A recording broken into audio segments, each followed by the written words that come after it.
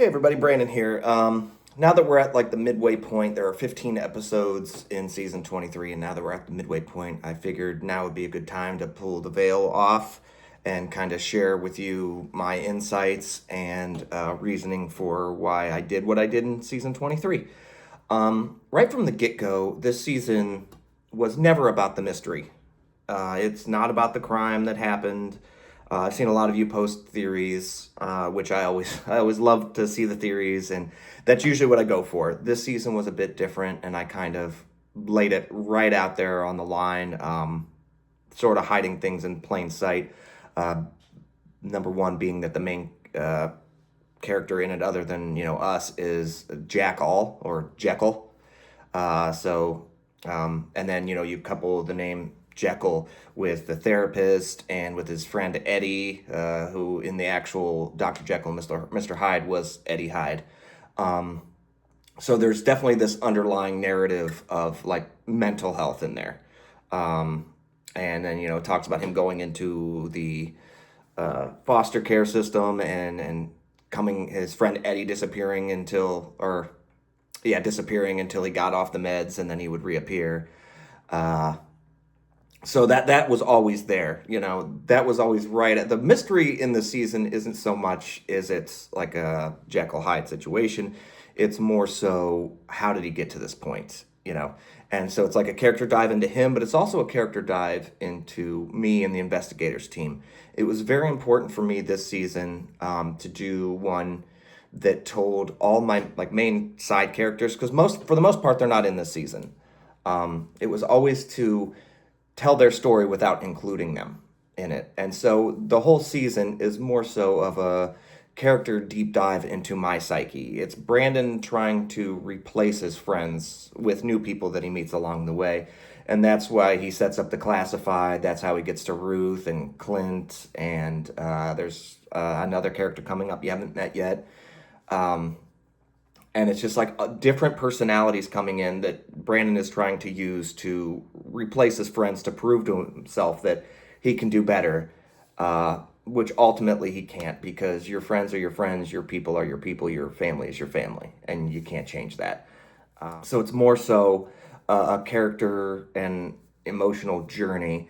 But to go along with that, season 23 has always just been a segue season to season 24, which is going to feature much more in depth storylines and character growth from our characters as we come back together and try and solve the problems, repair the bridges that we've burned.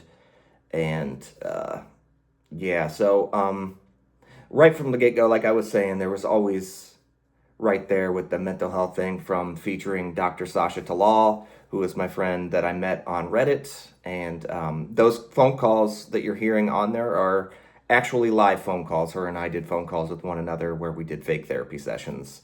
And that was a lot of fun to do.